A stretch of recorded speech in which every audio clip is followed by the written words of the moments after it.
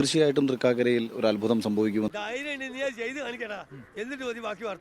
വലിയ പ്രതീക്ഷയാണ്. അത് ഓരോ ദിവസം കഴിയുന്തോറും നമ്മുടെ പ്രതീക്ഷ ഇങ്ങനെ കൂടി വന്നുകൊണ്ട് മഞ്ഞപ്പിത്തം പിടിച്ചവരൊക്കെ മഞ്ഞയായിട്ടല്ലേ തോന്നുന്നു. ഒരു മാറ്റത്തിന് വേണ്ടി ആഗ്രഹിക്കുന്ന ജനത എൻ്റെ ഒപ്പം തന്നെ നിൽക്കുമെന്നുള്ള ഉറച്ച വിശ്വാസമുണ്ട്. അഖിൽമാരാർ തരംഗം തൃക്കാക്കരയിൽ ഉണ്ടാകുന്നുണ്ട് എന്നുള്ളതിന്റെ ഒരു സൈലന്റ് സൂചന എല്ലായിടത്തും നമുക്ക് കിട്ടുന്നുണ്ട്. അത് ശരിയാ. എന്ത് ശരി? ഇതൊന്നും നടക്കണ കാര്യമല്ല. 3000 പേര് താമരയ്ക്ക് ഒരിക്കൽ കുത്തി, 14,000 പേർ 2020 കുത്തിയാൽ 37,000 പേര് രാഷ്ട്രീയം മാറി ചിന്തിച്ചവരാണ്. എന്നെ പോലൊരു സ്ഥാനാർത്ഥി നമ്മൾ ഒരുമിച്ച് വരുമ്പോൾ ഉണ്ടാകുന്ന ഒരു ഇമ്പാക്ട് എന്തൊരു അഹങ്കാരമായിരുന്നു ശങ്കരദാസ്. ഞാൻ ജനങ്ങൾക്കിടയിലേക്ക് ഇറങ്ങി ചെല്ലുമ്പോൾ ലോകത്ത് ഒരുത്തനും സംസാരിക്കാൻ പറ്റാത്ത നമ്മളൊരു ആവേശത്തിന് പറയുമ്പോ ഒരു കൊഴുപ്പുണ്ടാവാൻ അതാണ് എന്നെ ഒന്ന് നിലം തുടിക്കും. നമുക്ക് എയറിലേക്ക് കൂടാ.